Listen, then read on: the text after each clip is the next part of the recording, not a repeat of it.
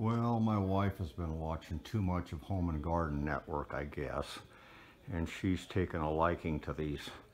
I think she calls them live edge, and I made this one for our mantle, and it's out of a black cherry log, and it's about 3.5 inches thick there, and about maybe 9 inches wide. And it was taken out of the center section of the tree, and you can see there was the center of the tree right there. So what happened is it dried down as it checked pretty badly, so I filled that with some resins. You can see the filler up there. And I thought I'd do a little video on making 2 more of them for our kitchen area.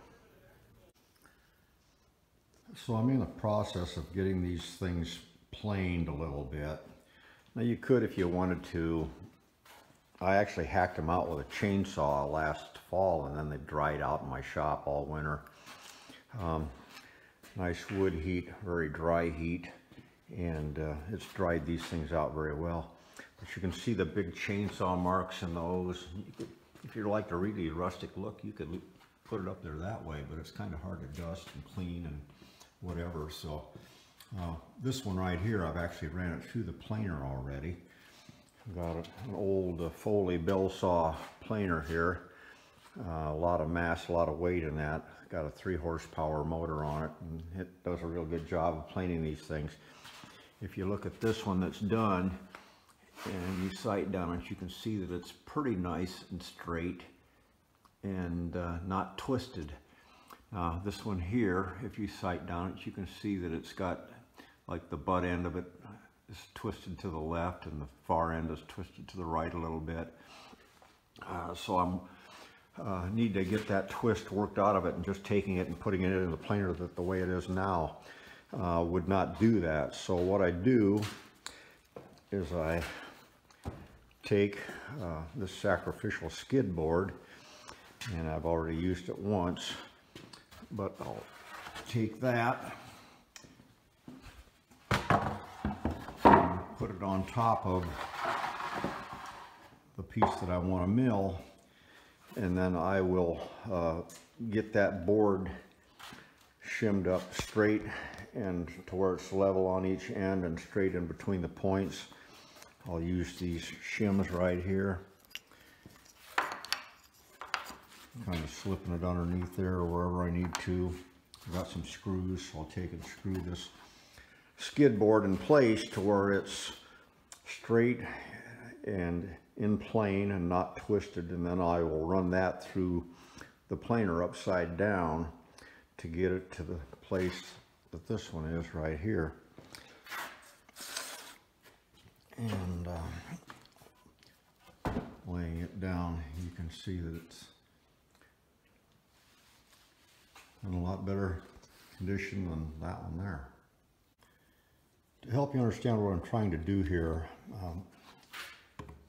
this one here has already been through the planer, this one has not. And if I put the level on this one here, you can see that this end is nice and level.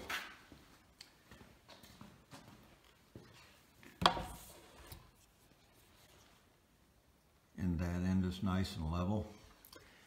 And if I put a straight edge on it all the way across, you'd see that it was also straight as well. And we can sight down it, and you can see that it's pretty straight. Now this one that's not been through the planer yet, if I put a level on this end, you can see that it's, the right hand side is up, so I've got to hold up the level to make it level. So the right hand side is up on this one, and if I come down to this end, the left hand side is up. So it's got probably a good 1/2 inch twist from end to end. And then sighting down it, you can see that it's kind of got the belly down on it right now. So I'm going to use this skid board shimmed level on each end and straight between the ends to help me guide it through the planer.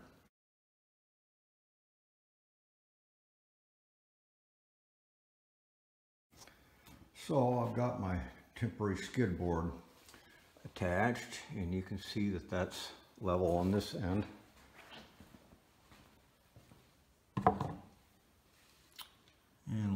this end. And so you set your ends level first, and then you can set a straight edge on there and shim up about every 16-18 inches. I put a set of shims in there. You can see them there, and a screw that's got it down, and the other side's the same way. Just a set of shims and screws to kind of hold it in place. That one there, you can see it right there maybe. Okay, anyway, the only thing left to do is run the planer back outside. It's kind of a misty, crappy day here in Iowa, but we'll get it outside and get this thing planed down. Okay, so we got the planer outside. Don't really want that mess inside the shop. We got the piece of cherry outside with the skid board attached that's level on each end and straight in between. What we're going to do is start this thing up and run it through with that skid board down, which will follow the bed of the planer. And after we get the bottom side of this planed to where the planer is touching 100% of the wood, we'll stop it and we'll take that skid board off, and then we'll plane the top of it.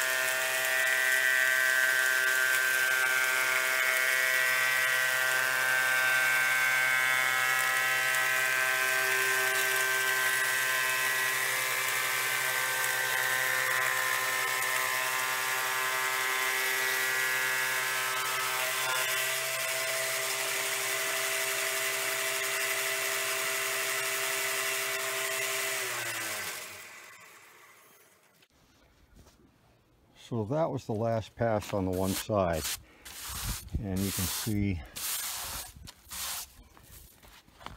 one thing nice about planing it is it really shows the beautiful grain of that black cherry as well. With a coat of tung oil on there, it really looks nice. So the top side of that board is level, both ends, and in plane, and you can see it's nice and straight. So what we're going to do is we're going to flip this upside down and take that skid board off and then finish planing the other side. So I'll put the camera back up on the tripod. Right now I've got the planer set up to take a 3/16 bite off of this thing, and what you'll see is the planer will start to knock off this high part right here and the other end as well. So it's going to hit kind of the right part of this end and the left part of that end, and probably won't be taking anything out of the middle. And what it's going to do is get this chunk of wood in plane.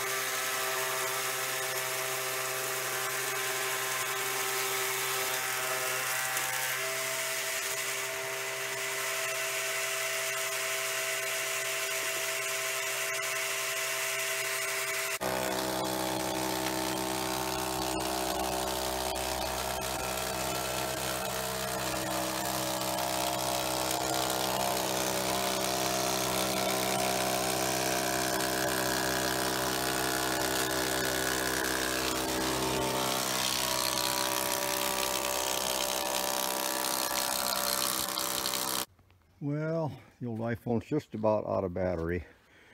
But right now, if you look down, you'll see that that board is perfectly flat, not twisted, and straight. Measures 3 1/8 inches thick. I think I'm gonna bring the other one out and get it down to 3 1/8 inch thick as well. And then the next thing will be to square up this back edge. So using that old Porter cable circular saw and this edge guide that's made for it, I've got the left hand shelf, the back side of it trimmed to be square. Get the bucket and get the old tri-square out.